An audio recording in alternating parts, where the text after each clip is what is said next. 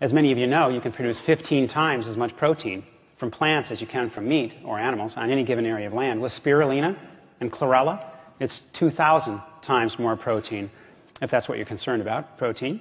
You can produce 20 to 30,000 pounds of plant foods on 1 acre of land versus only 480 pounds at best of meat or animal products on 1 acre. And this is regardless of what the polyphase farm proponents will tell you.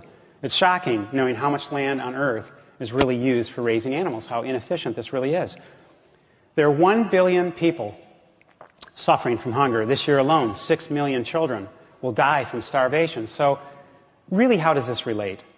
82% of the world's starving children live in countries where food surpluses are fed to animals that are then killed and eaten by more well-off individuals in developed countries like the US, UK, and in Europe.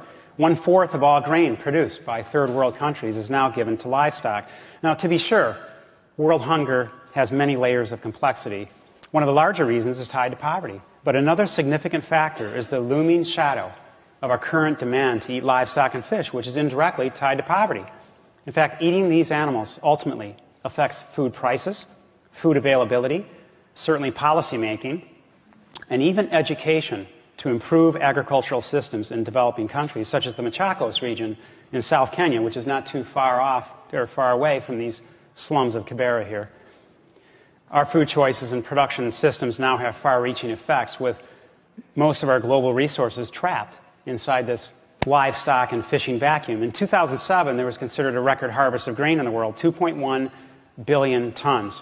But over half of that was fed to animals in the meat and dairy industries. We can't blame, though, the recent drought in Russia or China or last year's flooding in Pakistan for the world's food security issues.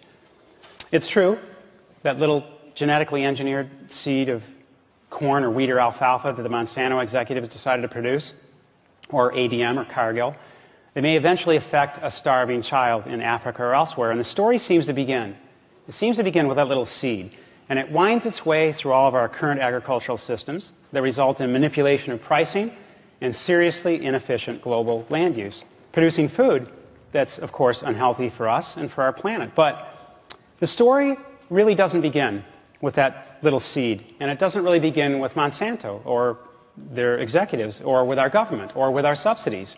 The story begins with all of us, because, of course, we're the ones requesting the end product.